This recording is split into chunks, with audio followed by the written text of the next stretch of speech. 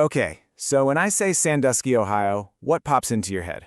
For millions of people, it's probably the sound of screams and the sight of these gigantic steel coasters piercing the sky. But here's the thing.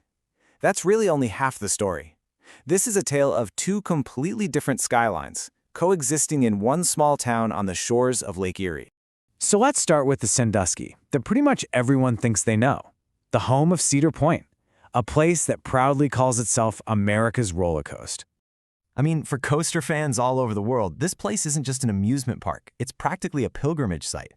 The identity of the whole area feels like it's wrapped up in the pure, adrenaline-pumping thrill of this one spot. Cedar Point's whole philosophy has always been about pushing the limits, right? Going bigger, taller, faster.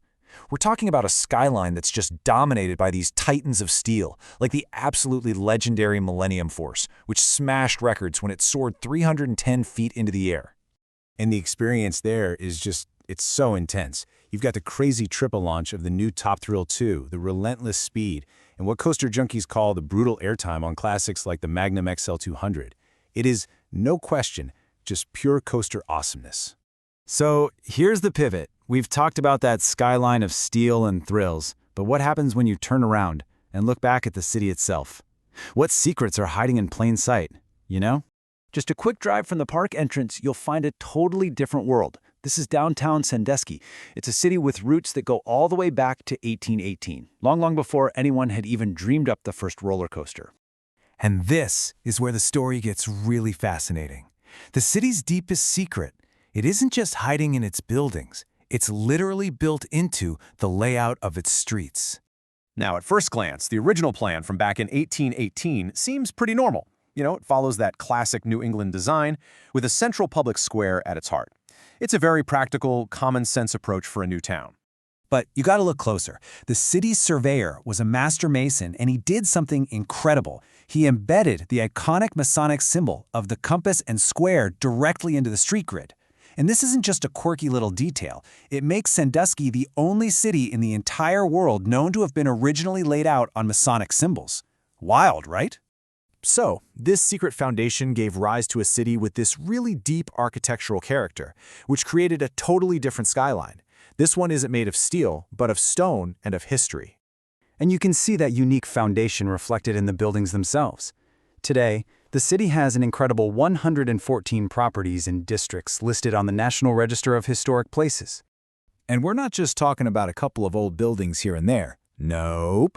Downtown Sandusky has one of Ohio's biggest collections of historic limestone structures. You can literally walk the streets and feel like you're in a living museum of Victorian architecture, from Romanesque to Italianate and everything in between. I mean, take the Fick building. This 8-story limestone giant is a symbol of the city's commercial history and resilience, and it's earned its spot on the National Register. And just look at the ambition here. The Third National Bank, with its grand neoclassic design from 1914, this was built to project a sense of stability, of permanence. It's such a stark contrast to the fleeting thrills you find just across the bay. So you've got these two really powerful but really separate identities. The big question for the city today is, how do you connect them? How do you actually bridge that gap between history and horsepower?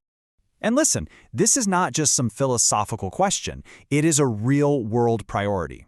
Just this past March, in 2024, 171 citizens actually showed up to a public meeting to figure out this exact challenge.